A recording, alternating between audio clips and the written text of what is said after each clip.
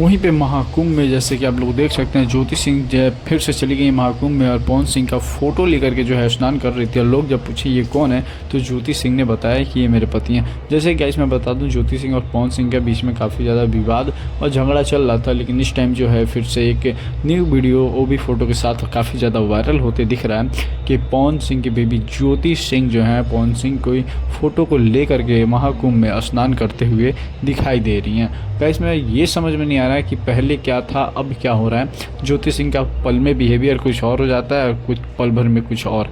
इस चीज़ को पवन सिंह देखते हुए उन्होंने इनके वीडियो पे कमेंट भी किया कि ये क्या कर रहे हो तुम, ये कोई दिखाने वाला चीज़ है क्या।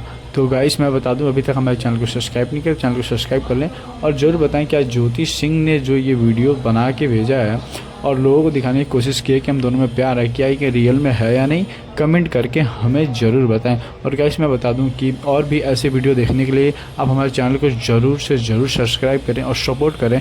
और थैंक यू फॉर वॉचिंग। फिर मिलते हैं अगली वीडियो में, तब तक के लिए धन्यवाद।